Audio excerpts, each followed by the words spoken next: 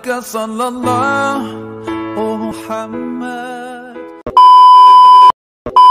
Jadi kadang-kadang kita niku para pendengar dapati Allah Subhanahu wa taala merasakan bahwa kewajiban puasa ini sebagai beban bagi kita.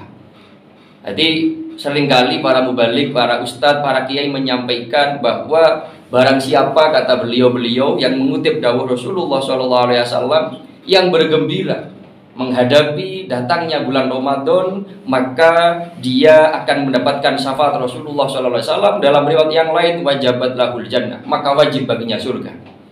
Kadang-kadang kita sambari bergurau mengatakan, kok enak men gitu. Bagaimana caranya kita bergembira menghadapi bulan Ramadan? Wong di dalamnya kita dituntut untuk menjalankan puasa. Di dalamnya kita dituntut untuk tidak makan, tidak minum seharian penuh. Yang itu bukan perkara yang menggembirakan. Dan itu bukan perkara yang mudah. Tapi dari sudut pandang yang lain, ternyata Imam Al-Ghazali menyampaikan, a'dhamallahu ala ibadihi al-minnah bima dafa'anuhum kaidah syaitan. Justru puasa ini menurut Imam Ghazali adalah satu anugerah yang agung yang Allah berikan kepada hambanya, kepada kita semua. Untuk apa? Assalamualaikum warahmatullahi wabarakatuh. Bismillah, alhamdulillah, assalatu wassalamu ala rasulillah Sayyidina wa maulana Muhammad ibn Abdillah wa ala alihi wa sahbihi wa man tabi'ahudah. Qala rabbi syrah li sadri wa yassir li amri wa hlul 'uqdatam min lisani yafqahu qawli, amma ba'd. Kepada para pendengar setia Radio Bintang Tenggara FM dimanapun Anda berada, kaum muslimin muslimat rahimakumullah, alhamdulillah pada sore hari ini kita diizinkan oleh Allah untuk bertemu melalui ruang dengar Bintang Tenggara FM menika. Mudah-mudahan pertemuan lewat jalur udara ini bisa menjadikan pertemuan yang bermanfaat, pertemuan yang bisa menambahkan sedikit pengetahuan kita kaitannya dengan hal-hal yang kita jalani, terlebih terkhusus kaitannya dengan masalah yang berkaitan dengan masalah-masalah hukum agama kita. Para pendengar yang dirahmati Allah Subhanahu wa taala, sebelumnya tentu saja di sini kami ingin mengutarakan dan menyampaikan terima kasih sebesarnya kepada pihak manajemen Radio Bintang Tenggara yang telah mengajak kami untuk sedikit ikut serta memberikan manfaat kepada para pendengar setia, dengan harapan dari Bintang Tenggara di samping memberikan informasi dan solusi, tentu saja juga ingin memberikan solusi di bidang keagamaan dalam rangka untuk meningkatkan ketakwaan kita kepada Allah Subhanahu wa taala, terutama di momen bulan Ramadan tahun ini. Pendengar yang dirahmati Allah Subhanahu wa taala, untuk pertemuan pembuka kali ini kami ingin mengangkat satu tema relevansi puasa dengan ketakwaan, yang mana Allah sudah menyampaikan dalam Al-Quran, dalam firman-Nya, kutiba alaikumusiyam ya ayyuhalladzina amanu kutiba alaikumusiyam kama kutiba alal ladzina min qablikum la'allakum tattaqun. Wahai orang-orang yang beriman, kata Allah, telah diwajibkan kepada kalian semua puasa, seperti halnya diwajibkan kepada umat-umat sebelum kalian puasa juga. Apa Allah tujuannya? Tujuannya Allah mewajibkan kita umat Nabi Muhammad SAW berpuasa di bulan Ramadan adalah la'allakum tattaqun. Harapannya menjadikan kalian semua orang-orang yang bertakwa. Poin yang ingin kami kupas dalam pertemuan awal, pertemuan pembuka pada sore hari ini adalah kaitannya puasa dengan ketakwaan. Dari sudut pandang mana puasa itu bisa menjadikan orang yang melakukan dan menjalankannya itu menjadi orang yang bertakwa. Sebelumnya para pendengar yang dirahmati Allah Subhanahu wa taala, takwa secara garis besar, secara makna adalah sebuah perilaku, adalah sebuah perilaku menjalankan semua perintah Allah dengan semaksimal mungkin yang kita bisa dan menjauhi larangan-larangannya. Dengan kata lain, Allah menegaskan dalam ayat ini bahwa puasa itu bisa menjadikan seseorang yang menjalankannya tentu saja dengan baik, dengan ketentuan-ketentuan yang telah ditentukan oleh syariat, oleh baginda Rasulullah Muhammad SAW yang disampaikan melalui lisan dan tulisan para ulama sebagai penerusnya. Tentu saja puasa-puasa yang memang sudah sesuai itu bisa mengakibatkan orang yang menjalankannya sebagai muttaqin, sebagai orang yang bertakwa. Di sini tertarik kami ingin mengangkat dari sudut pandang mana kok bisanya puasa itu bisa menjadikan orang yang bertakwa. Para pendengar yang dirahmati Allah Subhanahu wa taala, minimal ada 2 poin pokok yang secara logika dan secara kenyataan nanti akan menyadarkan kepada kita bahwa puasa bisa menjadikan orang yang bertakwa itu bukan sekedar jargon semata, melainkan kalau kita jalankan dengan sebaik-baiknya, dengan puasa ini nanti kita keluar dari bulan Ramadan akan menjadi orang yang jauh lebih bertakwa daripada sebelumnya. Yang pertama, bahwa puasa itu adalah an-nasawm, kata Imam Ghazali dalam kitab Ihya-nya, an-nasawma kaffun wa tarkun wa huwa fi nafsihi sirrun laisa fihi amalun yushahad laisa amalun yushahad wa jami'u ta'at bimashhadin al-khulqi wal mar'ah. Para pendengar, puasa itu adalah sebuah amal ibadah yang meninggalkan. Jadi definisi puasa niku adalah tarkuma yubtiluhu atau yuftiruhu fi yaumi fi nahari. Puasa menurut definisi adalah menahan diri dan mencegah atau meninggalkan sesuatu yang bisa membatalkannya. Ini akan kita kupas semuanya pada pertemuan-pertemuan selanjutnya. Cuma sebelum ke sana, yang dinamakan puasa itu adalah meninggalkan perkara yang membatalkan, meninggalkan makan, meninggalkan minum. Yang ini semua adalah satu perilaku atau satu hal, satu ahwal yang tidak mungkin bisa diketahui oleh orang lain.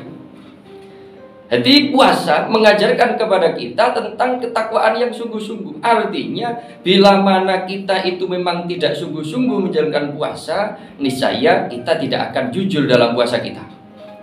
Kami seringkali menyampaikan puasa itu ibadah rahasia, ibadah yang betul-betul privat antara hamba dengan Tuhannya. Hanya kita yang mengetahui dan Allah yang mengetahui kita puasa ini benar-benar puasa sungguh-sungguh atau hanya ikut sahur dan ikut berbuka puasa. Karena sore hari semacam ini, jam 11 siang, jam 10 siang, bisa saja kita ketika sedang sendirian, kita ketika sedang berada di kamar, kita sedang berada di dapur, kita tanpa sepengetahuan orang lain membatalkan puasa kita. Tidak mungkin ada orang yang tahu. Berbeda dengan ibadah yang lain, ketika kita menjalankan ibadah sholat, kita sholat, banyak orang yang tahu, ditanya, bagaimana mas, sudah sholat atau belum? Pasti bisa, sudah sholat, ini buktinya. Kita tadi sudah menjalankan sholat, sudah wudhu, sudah keluar dari masjid, dan sebagainya. Ibadah puasa tidak bisa dibuktikan dengan semacam itu. Ibadah puasa betul-betul menguji integritas kita di hadapan Allah Subhanahu wa Ta'ala. Dari situ, ketika kita memahami filosofi puasa, yang di situ salah satu poinnya adalah kejujuran kita menjalankan sebuah ibadah, sebuah perintah dari Allah Subhanahu wa Ta'ala. Ketika ini kita jalankan dengan sebaik-baiknya, maka diri kita, maka hati kita, maka prinsip pikiran kita akan terbangun menjadi seorang pelaku-pelaku takwa, menjadi seorang pelaku-pelaku tuntunan-tuntunan syariat yang betul-betul jujur melakukannya, bukan dikarenakan motivasi-motivasi duniawi, bukan dikarenakan motivasi-motivasi sesama manusia. Itu yang pertama. Yang kedua, wathani annahu qahrun li aduwillahi azza wa jalla. Fa inna wasilatash syaitani asyahawat wa inna taqawwa bil akli wasyurbi. Para pendengar yang dirahmati Allah Subhanahu wa Ta'ala, puasa adalah salah suatu bentuk anugerah. Jadi begini, di kadang-kadang kita para pendengar yang dirahmati Allah Subhanahu wa Ta'ala merasakan bahwa kewajiban puasa ini sebagai beban bagi kita. Jadi seringkali para mubalik, para ustadz, para kiai menyampaikan bahwa barang siapa, kata beliau-beliau yang mengutip dawuh Rasulullah SAW, yang bergembira menghadapi datangnya bulan Ramadan, maka dia akan mendapatkan syafaat Rasulullah SAW. Dalam riwayat yang lain, wajabat lahul jannah, maka wajib baginya surga. Kadang-kadang kita sambari bergurau mengatakan, kok enak gitu. Bagaimana caranya kita bergembira menghadapi bulan Ramadan? Wong di dalamnya kita dituntut untuk menjalankan puasa. Di dalamnya kita dituntut untuk tidak makan, tidak minum seharian penuh, yang itu bukan perkara yang menggembirakan dan itu bukan perkara yang mudah. Tapi dari sudut pandang yang lain, ternyata Imam Al-Ghazali menyampaikan, a'dhamallahu ala ibadihi al-minnah bima dafa'anuhum kaida syaitan. Justru puasa ini menurut Imam Ghazali adalah satu anugerah yang agung yang Allah berikan kepada hambanya, kepada kita semua. Untuk apa? Untuk melemahkan pengaruh-pengaruh setan dalam diri kita. Nah ini aneh lagi nih. Jadi puasa itu, perintah puasa itu adalah justru anugerah yang Allah berikan kepada kita. Karena dengan puasa kita bisa melemahkan, kita bisa counter, kita bisa memproteksi diri kita dari gangguan-gangguan, dari tipu daya setan. Sekali lagi, apa hubungannya kekuatan pengaruh setan dengan puasa? Di sini para pendengar dirahmati Allah yang betul-betul ingin kami kupas, bahwa puasa itu adalah satu bentuk serangan melemahkan terhadap musuh Allah yang paling nyata, yaitu setan. Dan dikira rahasia, setan itu mengganggu, menipu daya manusia tidak sendiri. Setan itu adalah faktor eksternal, adalah makhluk di luar tubuh kita, adalah musuh yang ada, yang datang dari luar diri kita. Namun pada pendengar dirahmati Allah Subhanahu wa taala, setan itu punya relasi. Setan itu punya teman, setan itu punya relasi untuk bekerja sama dalam rangka melemahkan semangat seorang hamba untuk menjalankan ibadah, dalam rangka untuk menjerumuskan seorang manusia, seorang hamba menuju jalan-jalan mereka, menjauh dari jalan-jalan Allah Subhanahu wa taala. Apa itu? Yaitu nafsu.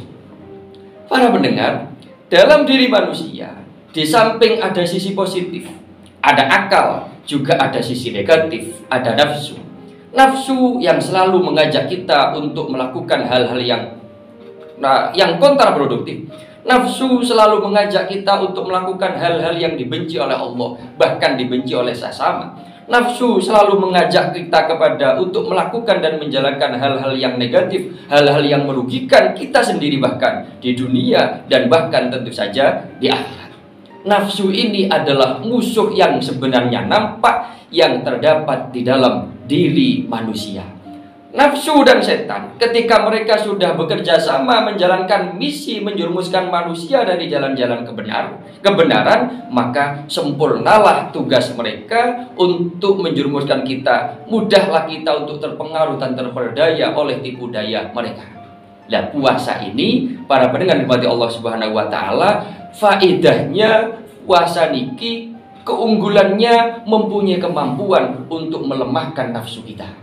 Ini bisa kita cek secara ilmu sains, secara ilmu pengetahuan teknologi dan lain sebagainya, bahwa ketika kondisi tubuh kita lapar, mulai jam 4 pagi sampai jam 5:30 nanti, tidak dimasuki oleh apapun, tidak diisi dengan makanan, tidak diisi dengan minuman, maka otomatis fisik kita menjadi lemah. Fisik kita menjadi berkurang tenaganya, berkurang kekuatannya dibandingkan ketika dalam kondisi kenyang tentu saja. Pada saat itulah nafsu kita juga ikut lemah. Nafsu kita juga ikut tidak berdaya. Ketika fisik kita lemah karena lapar, karena dahaga, karena haus, karena kita tidak makan minum selama jangka waktu yang telah ditentukan, maka otomatis nafsu kita juga ikutan lemah. Ketika nafsu kita ikutan lemah, maka setan yang berusaha menggoda kita dari luar karena relasinya, karena teman kerjasamanya yang di dalam sudah lelet, sudah lemah, maka nafsu kita sudah tidak mampu merespon ajakan dari setan, yang sehingga nuwun sewu kula panjenengan sedaya ketika berpuasa itu gairah untuk bermaksiat, gairah untuk melakukan hal-hal yang negatif itu sama sekali berkurang, bahkan terkadang tidak ada sama sekali. Makanya para pendengar yang dirahmati Allah Subhanahu wa taala, tidak aneh, tidak asing dan bukan sesuatu perkara yang aneh bila mana di bulan Ramadan ini tingkat kemaksiatan jauh berkurang. Di bulan Ramadan ini tingkat ketaatan seorang hamba niku sangat meningkat dengan begitu signifikannya. Di bulan Ramadan semacam ini, nuwun sewu, dipaksa adanya paksaan dari peraturan pemerintah atau tidak, tempat-tempat yang biasanya terisi dengan hal-hal atau yang berpotensi terjadi kemaksiatan berkurang dengan sendirinya. Di bulan Ramadan ketika banyak orang melakukan puasa, kami sampaikan banyak orang karena tidak semua orang berpuasa. Karena kita terdiri dari masyarakat yang majemuk, masyarakat yang plural, kathah wonten sing berpuasa, wonten sing boten. Ada yang muslim, ada yang non muslim. Bahkan yang muslim sekalipun tidak semuanya diwajibkan melakukan puasa. Namun karena mayoritas sudah menjalankan puasa, melakukan hal-hal positif. Kita tadarus Al-Quran di siang hari bulan Ramadan, bahkan menggunakan pengeras suara asalkan nggak berlebihan. Ini oleh masyarakat kita dianggap perkara yang baik, dianggap perkara yang sama sekali tidak mengganggu, bahkan oleh masyarakat non-muslim sekalipun. Di bulan Ramadan sekarang ini semacam ini, kita sore hari bahasanya anak-anak muda ngabuburit sambil pakai pakaian yang busana muslim, pakai sarung, pakai kopiah. Para remaja-remaja wanita menggunakan pakaian yang begitu indahnya, begitu sopan santunnya, menutup auratnya. Itu sudah bukan perkara yang aneh. Yang tentu saja kondisi semacam itu akan jauh berbeda ketika kita sedang berada di luar bulan Ramadan. Kenapa demikian? Kenapa yang biasanya kita aras-arasan untuk tadarus Al-Quran ketika kita berpuasa kok lebih semangat? Ketika kita di hari-hari biasa tidak begitu bersemangat untuk datang ke masjid-masjid menjalankan ibadah sholat jamaah, ibadah taraweh, apalagi ketika di bulan Ramadan semangat kita untuk menjalankan ibadah-ibadah semacam itu kok meningkat. Jawabannya para pendengar yang dirahmati Allah Subhanahu wa taala, karena dengan berpuasa tubuh kita dalam tanda petik menjadi agak lemah, yang itu juga akan melemahkan nafsu syahwat di dalam hati kita, yang dengan itu ajakan dari musuh luar kita, musuh eksternal kita, musuh yang berupa setan itu tidak direspon dengan sebegitu baiknya oleh nafsu kita, sehingga keinginan untuk bermaksiat jauh berkurang. Sebaliknya keinginan untuk melakukan hal-hal ketakwaan, hal-hal yang bernilai ibadah niki menjadi meningkat dengan sebegitu signifikannya.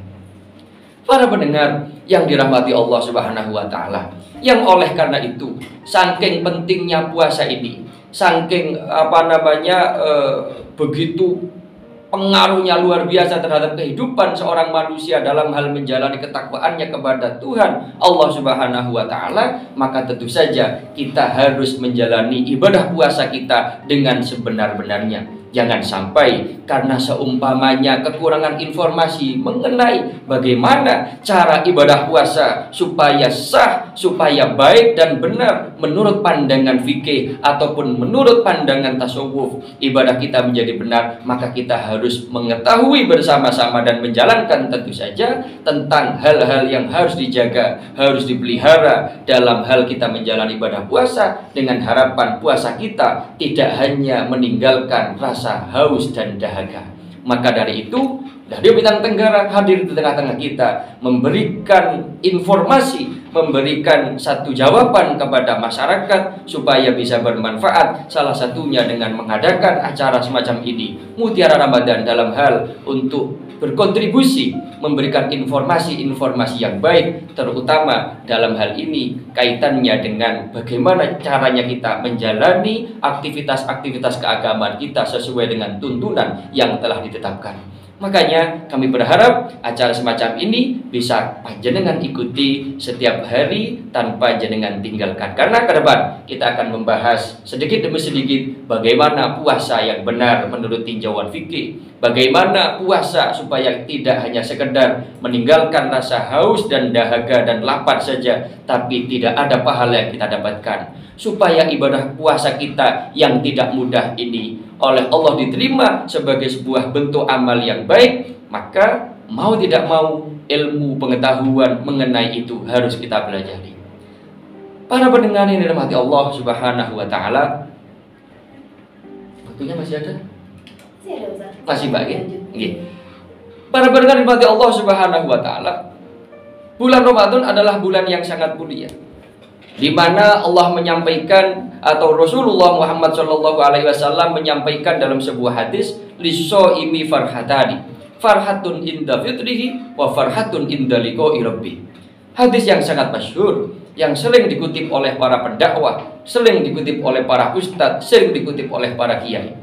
Rasulullah menyampaikan orang yang berpuasa itu mempunyai paling tidak 2 kebahagiaan dalam puasanya. Yang pertama, kebahagiaan saat dia menghadapi atau pada saat dia berbuka puasa. Baik itu berbuka puasa harian ataupun pada saat nanti menjelang Idul Fitri. Tidak ada orang yang tidak berbahagia.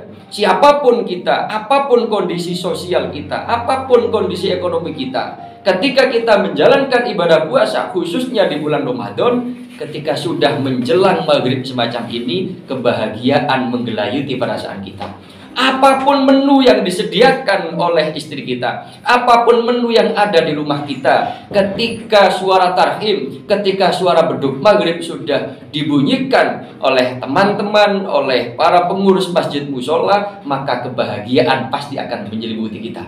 Bukan bahagia karena mau menyantap makanan yang serba lezat, tapi kebahagiaan karena telah hampir selesai menyelesaikan 1 hari kefarduan perintah dari Allah Subhanahu wa taala. Kebahagiaan yang hakiki. Dan tentu saja kebahagiaan fitr, kebahagiaan berbuka yang lain adalah kebahagiaan ketika kita sudah menyelesaikan 1 bulan penuh menjalankan ibadah puasa, nanti di penghujung bulan Ramadan. Sekali lagi, sampai-sampai hukum fikih, sampai-sampai syariat kita mengharamkan berpuasa di tanggal 1 Syawal. Jadi meskipun jenengan wateng ibadah, pateng poso, lek pas tanggal 1 Syawal, pas liyo niko, jenengan kok meksa poso, hukum nggih dosa nggih boten sah. Haram dan tidak sah. Nggih aja kepadang. Lek wayahe 1 Syawal harus digunakan untuk berbahagia, digunakan untuk makan, digunakan untuk bersenang-senang. Yang penting bersenang-senang yang positif. Itu disunahkan. Disunahkan untuk menggunakan pakaian yang baik untuk menunjukkan kebahagiaan kita. Itu kebahagiaan yang hakiki, dan kebahagiaan di momen semacam itu adalah kebahagiaan yang bernilai ibadah, yang artinya mendapatkan balasan pahala dari Allah Subhanahu wa taala. Kenapa kita harus berbahagia di saat itu? Karena sekali lagi kita sudah bisa menyelesaikan tanggung jawab ibadah berpuasa, yang itu adalah tanggung atau tuntunan wajib dari Allah Subhanahu wa taala. Itu yang pertama. Kebahagiaan yang kedua adalah inda liqa'i rabbih. Pada saat kelak bertemu dengan Allah Subhanahu wa taala, pada saat kelak kita sowan untuk mempertanggungjawabkan perilaku, amal, perbuatan kita selama di dunia, di yaumul hisab, di padang mahsyar sana, di hari dan waktu yang menentukan apakah kita menjadi ahlu sa'adah, menjadi ahli surga, ataupun menjadi ahli syaqawah, ataupun menjadi ahli neraka. Saat itu orang-orang yang baik menjalankan ibadah puasa dengan jujur, dengan baik, dengan istiqomah, dengan penuh keikhlasan, maka bertemu dengan Tuhannya dalam kondisi bahagia, dalam kondisi bangga. Kenapa? Karena Allah akan memberikan pahala yang begitu luar biasa, yang sampai-sampai Allah mengatakan ibadah yang lain itu urusan malaikat yang memberikan pahalanya, tapi untuk khusus ibadah puasa, kata Allah, aku sendiri yang akan membalas pahala, memberikan pahala ibadah tersebut kepada hambaku. Dan ini adalah satu keistimewaan yang tidak dimiliki oleh orang-orang yang lain. Maka layak orang-orang yang ahli berpuasa, khususnya puasa di bulan Ramadan ini, bangga ketika bertemu dengan Allah Subhanahu wa taala, di mana pada saat yang bersamaan orang lain sedang mengkhawatirkan nasibnya di hadapan Allah Subhanahu wa taala. Maka dari itu, para pendengar dirahmati Allah Subhanahu wa taala, maka apapun alasannya, selagi alasan itu masih bisa kita menjalankan ibadah puasa dengan sebaik-baiknya, maka jangan mudah mencari-cari alasan untuk meninggalkan ibadah atau puasa wajib di bulan Ramadan ini. Kecuali nanti di beberapa pertemuan ke depan, insya Allah juga akan kita sampaikan tentang orang-orang yang bagaimana yang Allah izinkan, yang Kanjeng Nabi izinkan untuk tidak berpuasa meskipun dia orang muslim. Terima kasih, mudah-mudahan bermanfaat. Baik, kita akan عليك صلى الله محمد.